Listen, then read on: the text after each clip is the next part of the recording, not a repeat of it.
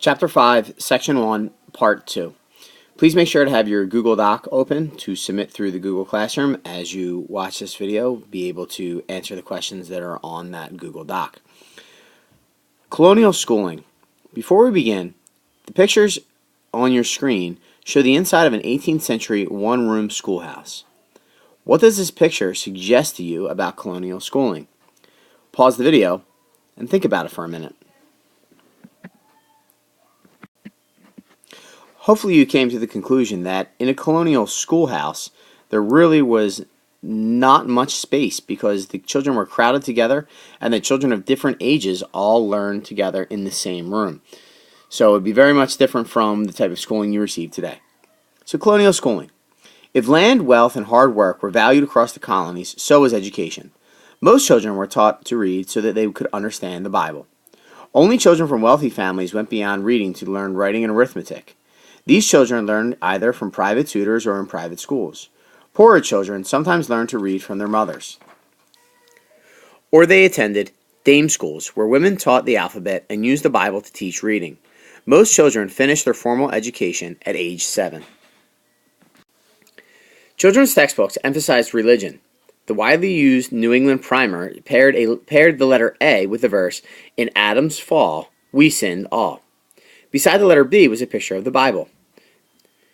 The primer contained the Lord's Prayer and the Shorter Catechism, more than 100 questions and answers about religion. Colonial America had a high literacy rate, as measured by the number of people who could sign their names. In New England, 85% of white men were literate, compared with 60% of men in England. In the Middle Colonies, 65% of white men were literate, and in the South, about 50% were. In each region of the colonies, roughly half as many white women were literate as men. Most colonists thought schooling was more important for males. Educated African Americans were rare. If they were enslaved, teaching them to read was illegal. If they were free, they were often kept out of schools. Newspapers and books. Colonial readers supported a publishing industry that also drew the colonies together. In the early 1700s, the colonies had only one local newspaper, the Boston Newsletter. But over the next 70 years, almost 80 different newspapers appeared in America. Many were published for decades. Most books in the colonies were imported from England, but colonists slowly began to publish their own books. Almanacs were very popular. A typical almanac included a calendar, weather predictions, star charts, farming advice, home remedies, recipes, jokes, and proverbs. In 1732, Benjamin Franklin began to publish Poor Richard's Almanac. It contained sayings that are still repeated today, such as, "Haste makes waste," which means if you hurry through what your task is, your finished product will be pretty much waste, garbage.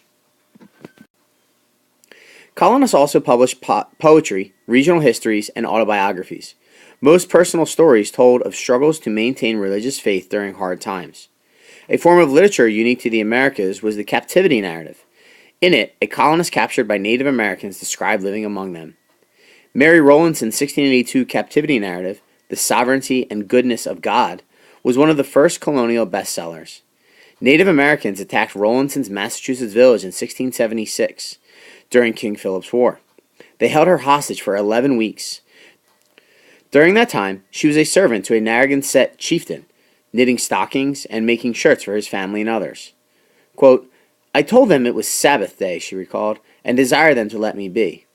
And I told them I would do as much work and much more tomorrow. To which they answered to me, they would break my face." After townspeople raised money to ransom Rowlandson, she was released. Although she mourned a young daughter who had died in captivity, she praised God for returning her to safety. The Great Awakening. Mary Rowlandson's religious faith was central to her life. But in the early 1700s, many colonists feared they had lost the religious passion that had driven their ancestors to found the colonies. Religion seemed distant, even to regular churchgoers. In the 1730s and 1740s, a religious movement called the Great Awakening swept through the colonies. The traveling ministers of this movement preached that inner religious emotion was more important than outward religious behavior. Their sermons appealed to the heart and drew large crowds. Jonathan Edwards, one of the best-known preachers, terrified listeners with images of God's anger, but promised they could be saved.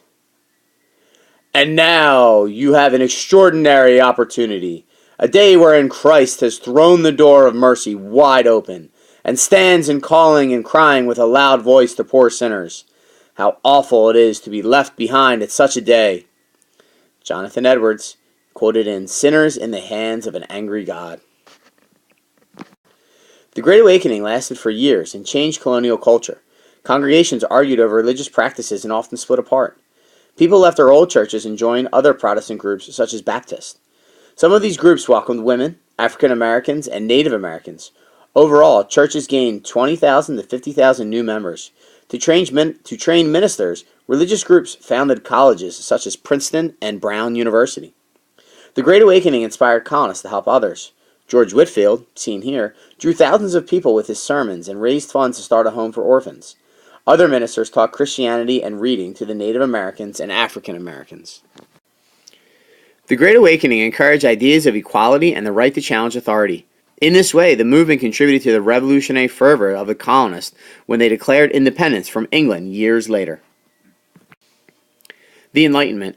Unlike the Great Awakening, which stressed religious emotion, the Enlightenment emphasized reason and science as paths to knowledge. Benjamin Franklin was a famous American Enlightenment figure. This intellectual movement appealed mostly to wealthy, educated men, but it too had far-reaching effects on the colonies. The Enlightenment began in Europe as scientists discovered natural laws governing the universe. Isaac Newton, for example, explained the law of gravity. Other Enlightenment thinkers applied the idea of natural law to human societies. The English philosopher John Locke, seen here, argued that people have natural rights. These are rights to life, liberty, and property. People create governments to protect their natural rights, he claimed. If a government fails in this duty, people have the right to change it. Locke challenged the belief that kings had a God-given right to rule. Enlightenment ideas of natural rights and government by agreement influenced leaders across Europe and the colonies. As you will see in Section 2, colonists began to wonder whether the British government protected their rights and freedoms. Eventually, they would rebel and form a new government. At the end of this section, please make sure you can answer a few questions. First, why was land ownership so important to the colonists? Second, how did women and young people contribute to the colonial economy? Next, how did the Great Awakening affect the colonies? Finally, how are the Great Awakening and Enlightenment different?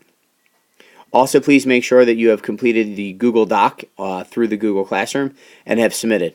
When you've done this, we'll see you in class tomorrow.